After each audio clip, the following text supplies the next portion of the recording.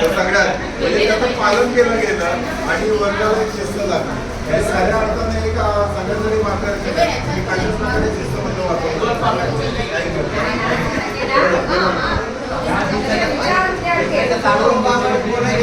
Madam start.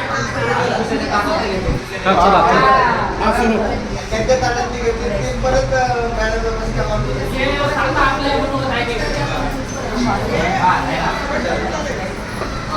Madam sir बसून घ्या sir.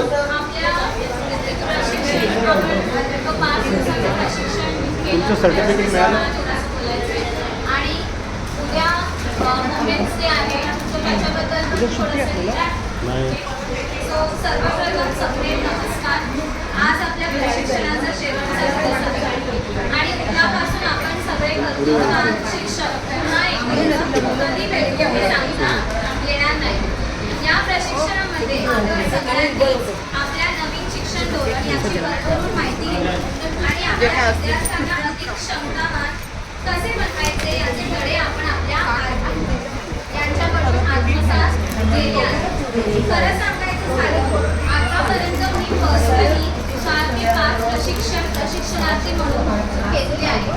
पण असे इतके गोड caring humble and kind artist पाहिले नाही. आय गेस हे तुम्ही पण एक्सेप्ट केलं.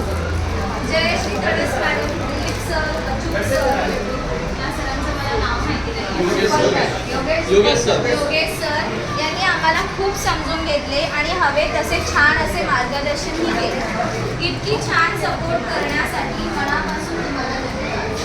तुमच्यासारखी आरती आम्हाला प्रत्येक प्रशिक्षणामध्ये लाभली सांगतो. सो माझे प्रिय टीचर्स, HMs अँड फ्रेंड्स, जसं आपल्याला माहिती आहे उद्या वुमेन्स डे आहे आणि आपण सगळे उद्या वेगळं नाही आहोत. सो वाटलं की आजच या दिवसाबद्दल थोडासा बोलावं. वुमेन्स डेच्या दिवशी आपण सगळेच वुमेन्सला विश करतो, त्यांना गिफ्ट्स देतो, या थोडं त्यांच्याबद्दल छान छान असं बोलतो. पण या वुमेन्स डेसाठी मला थोडंसं वेगळं करायचं. ते म्हणजे मला आपल्यात असलेल्या मेन्स यांना थँक्यू म्हणायचं.